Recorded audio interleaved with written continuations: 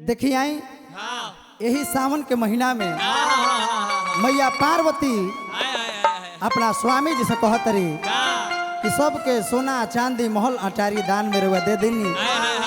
आई कब तक हमार पथल पहाड़ पर जिंदगी बीती।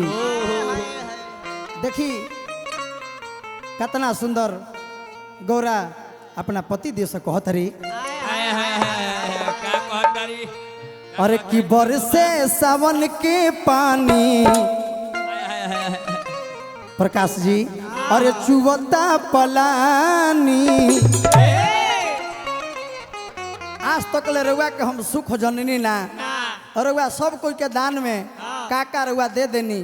आई हम कब से निहोरा करतनी विनती करतनी कि एगो हमरा के घर बनवा दी।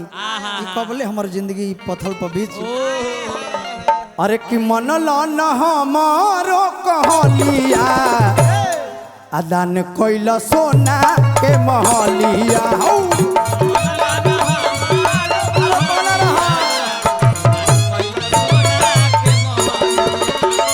मन लन हमारो कहलिया दान कोइल सोना के महलिया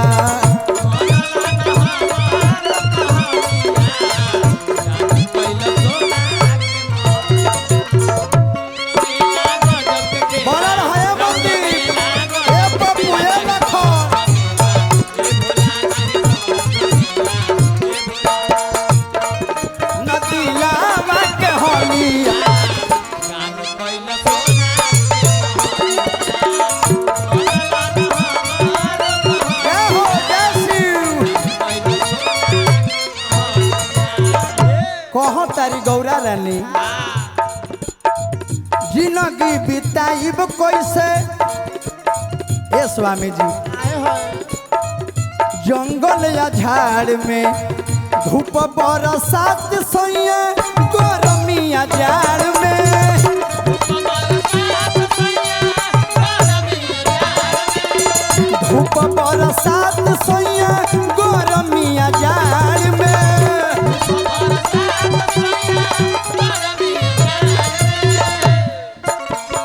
मननी न दिलावा के होलिया बुझनी न दिलावा के होलिया दान कोइल सोना के महलिया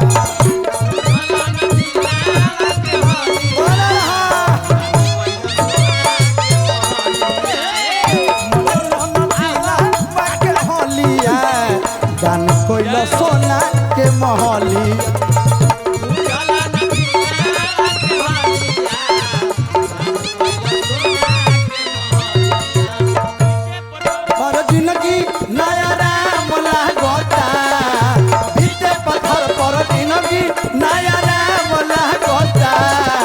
कहिया घर बनवई बनवा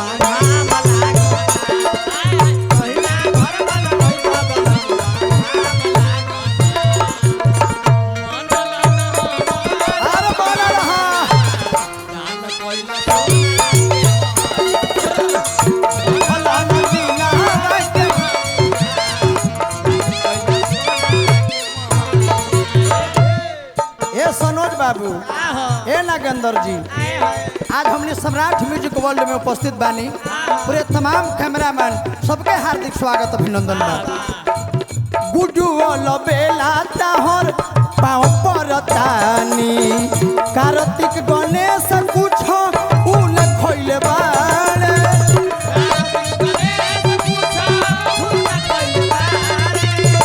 कार्तिक गणेश कुछ उन खइले बाड़े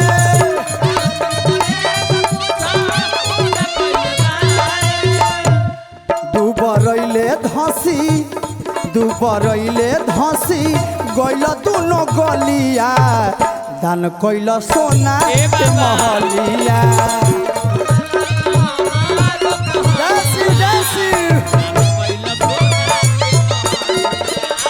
मन लन दिलावा के होलिया दान कइल सोना के महलिया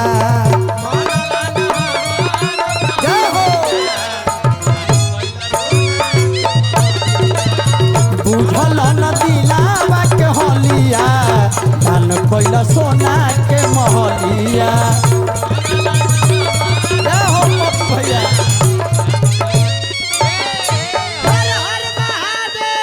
अरे किन्नी को नहीं लागे रौरा चलिया